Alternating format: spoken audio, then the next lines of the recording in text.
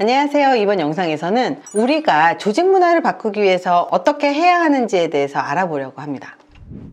당신은 어떤 사람이 되고 싶습니까? 당신은 어떤 회사에서 일하고 싶습니까? 한번 골라보세요. A팀입니다. 이번 주에 회식을 할 계획입니다. 참석은 자율입니다. 팀장님이 회식 계획을 발표했습니다. 참석은 자율이라고 하지만 자율로 회식에 참석하지 않으면 그 후에 꽤 괴로운 일들이 많아집니다. 팀장의 갈굼과 잔소리 그리고 일폭탄이 있다는 사실을 알고 있죠. 차라리 자율이라는 말을 하지 않으면 모르겠지만 공식적으로 자율이라고 말하면서 괴롭히기 때문에 어쩔 수 없이 참석할 수밖에 없는 회사가 있습니다. B팀입니다. 이번 주에 회식을 할 계획입니다. 참석은 자율입니다. 팀장이 회식에 대한 발표를 했습니다. 회식 발표를 하면서 직원들 모두가 이번 회식에는 몇 명이 참석할지 궁금해했습니다. 말 그대로 자율이라서 참석하고 싶은 사람이 참석을 하기 때문에 어떤 때는 2명만 참석했을 때도 있었습니다. 물론 2명이 참석했을 때는 원 없이 비싼 음식을 먹었다는 후일담 때문에 다들 부러워했습니다. 회식을 강요하지도 않고 회식에 가서도 분위기가 좋기 때문에 개인적인 일정이 없다면 회식에 참여하는 게 좋다고 합니다. 자, 어떤 팀에서 근무하고 싶으세요? 어떤 팀의 분위기로 만들고 싶으신가요? 조직의 분위기와 문화는 곧 성과로 연결이 됩니다. 기업의 목표를 달성하기 위해서 조직이 만들어지고 아주 작은 하부 조직인 팀이 구성이 됩니다. 팀원들 전체의 업무 성과가 팀장의 업무 성과가 됩니다. 어떤 방식으로 성과를 달성하는지에 대한 것은 팀원의 재량에 달려 있습니다. 성과를 효율적으로 달성할 수 있도록 만드는 것에 대해 고민을 하건 고민하지 않건 간에 팀 내에서 팀원들이 최고의 컨디션으로 최고의 성과를 내도록 만드는 것이 곧 리더의 역량이자 능력이 됩니다.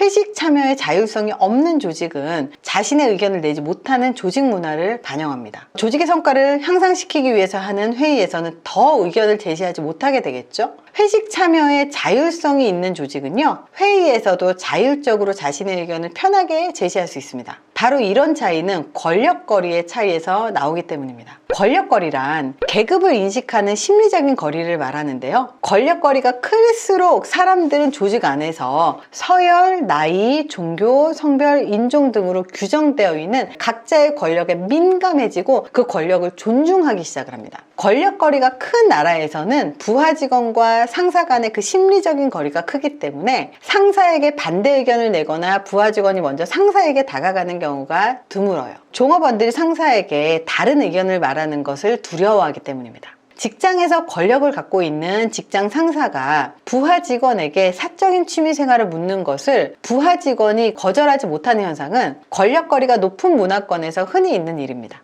네덜란드의 심리학자 기어트 홈스테드는 세계 53개국을 대상으로 권력거리를 조사했는데요. 대한민국은 28위로 권력거리가 높은 편에 속합니다. 유교 문화권에다가 집단주의 문화권일수록 권력거리가 더 크고 높임말이 더 발달되어 있습니다. 권력거리가 높은 문화일수록 불평등에 대해서 문제를 제기하기보다 받아들이고 그냥 감수하게 되는 거죠. 괴롭힘이 있더라도 괴롭힘에 대항하거나 부당한 대우에 항의하지 않고 받아들이는 경향성이 굉장히 높았다는 거죠. 집단주의 문화권인 한국은 권력거리가 높은 문화권에 속하지만 조직을 관리하는 리더의 성향에 따라서 권력거리는 좁힐 수가 있습니다. 교육 수준이 권력거리와 밀접한 관계가 있습니다. 교육 수준이 높을수록 권력거리가 낮고 교육 수준이 낮을수록 권력거리가 높다라는 거예요. 즉, 교육 수준이 높은 리더일수록 부하 직원의 다양한 의견을 수용하고 교육 수준이 높은 부하 직원일수록 자신의 의견을 명확하게 표현한다라는 점이에요. 재미있는 사실은 직위가 높은 고위직일수록 권력거리가 낮고 하위직으로 갈수록 권력거리를 높게 인식을 합니다. 그렇기 때문에 직장 상사는 부하 직원과 가까운 사이라고 인식을 하고 사적인 대화를 하고 싶어 하지만 부하 직원일수록 직장 상사와 사적인 대화를 하기보다 업무적인 지시를 받는 것을 더 선호하죠. 안타깝지만 때로는 용인될 수 없는 괴롭힘까지 예의나 존중이라는 이름으로 허용되기까지 해요.